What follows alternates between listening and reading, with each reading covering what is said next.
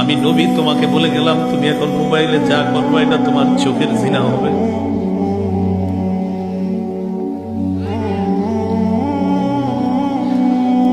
অনেক মানুষ প্রতিদিন এই গুনাহে লিপ্ত হয়ে চোখের জিনা করে। একটা নারী পুরুষের বৈধ সম্পর্কের সূচনা হবে বিয়ের মাধ্যমে।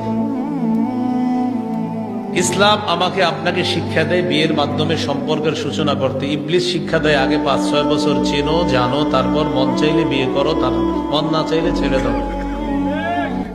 এটা ইবলিসের শিক্ষা। সহিহ বুখারীর বর্ণনা 5063 নম্বর হাদিস। এই হাদিসের বর্ণনাকারী আনাস ইবনে মালিক রাদিয়াল্লাহু তাআলা তিনি বলেন, جاء ثلاثة رهط إلى بيوت أزواج النبي صلى الله عليه وسلم يسألون عن عبادة النبي صلى الله عليه وسلم।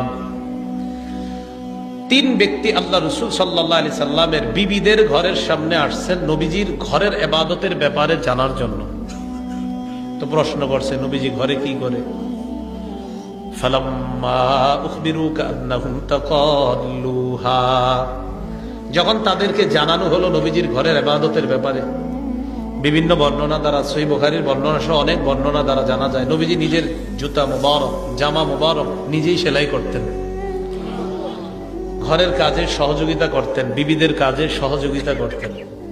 তো যখন জানানো হলো নবীজি ঘরে এই করে, কান্নাহুম তাকাল্লুহা, ওই তিনজনের কাছে নবীজির ঘরের ইবাদত কম মনে হলো, তারা নবীর ঘরের ইবাদতটা কম মনে করলো, আর একটু কমিয়ে দেন আওয়াজটা। তো যখন তারা ইবাদত কম মনে করলো, ফাজা রাসূলুল্লাহ সাল্লাল্লাহু আলাইহি ওয়াসাল্লাম, নবীজি দিকটা বাসায় আসছে, আর এই তিনজনের অভিব্যক্তিটা শুনেন, যে তিনজন গেছে। فقالوا أين نحن من النبي صلى الله عليه وسلم وقد غفر الله له ما تقدم من ذنبه وما تأخر।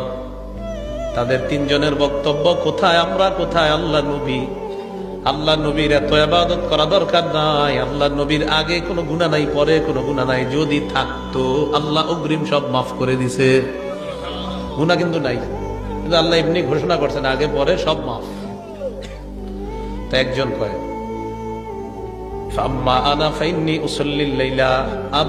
একজন কয় আমি সারা রাত নামাজ পড়বো, আমি ঘুমাবো না। ওনার মতে সারা রাত নামাজ পড়ার মানেই হলো বড় ইবাদত গুজার।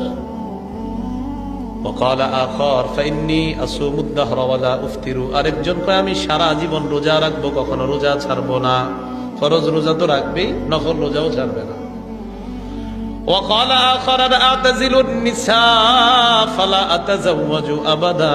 আরেকজন কয় আমি নারীদের থেকে দূরে থাকবো, কখনো বিয়ে করব না, কখনো বিয়ে করব না। فجاء رسول الله صلى الله عليه وسلم إليهم فقال أنتم الذين قلتم كذا وكذا।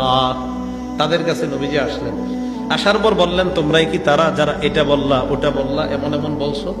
শোনো নবীজি ভূমিকাটা কি নিতেছে দেখেন, শোনো তোমরা, আমা ওয়াল্লাহি ইন্নী লাআখশাকুম লিল্লাহ ওয়া আতকাকুম লা, আল্লাহর কসম এই পৃথিবীতে মানুষের মাঝে সবচাইতে আল্লাহকে আমি বেশি ভয় করি।